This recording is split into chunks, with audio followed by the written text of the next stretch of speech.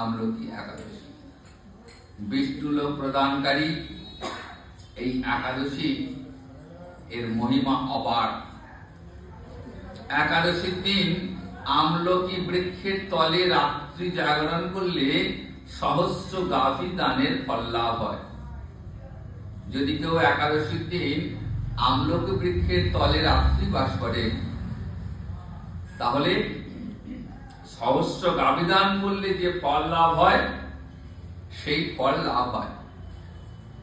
হে পাণ্ডু নন্দন, পূর্বে ব্রহ্মার রাত্রিতে দৈনন্দিন প্রলয় উপস্থিত হলে স্থাবর জঙ্গম সহ দেবতা, অসুর, রাক্ষস সবকিছু বিনাশ হয়ে যায়।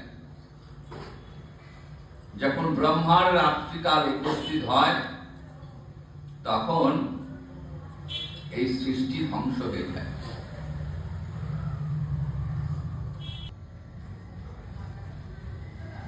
আবির্ভাবটা কেমন, ব্রহ্মার দিনটা কেমন?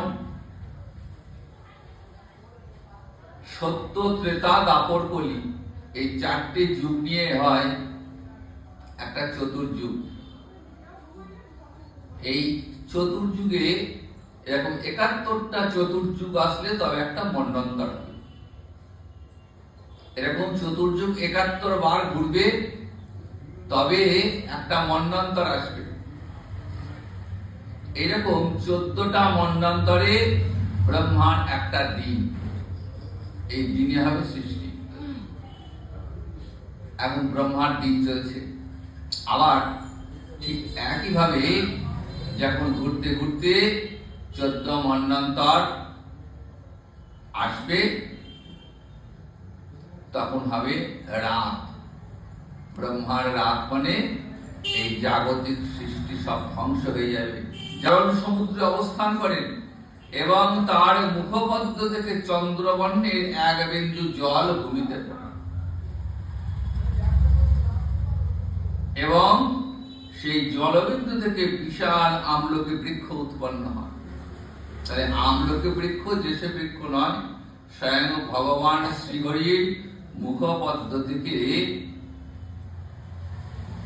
যে জল পড়েছিল, চন্দ্রবর্ণের প্রায় 1 ফোঁটা জল, সেই জল থেকে আমলকি বৃক্ষের উদ্ভব। সুতরাং এই বৃক্ষকে স্মরণ, মনে মনে স্মরণ করলেই গোদানের ফল লাভ হয়ে যায়।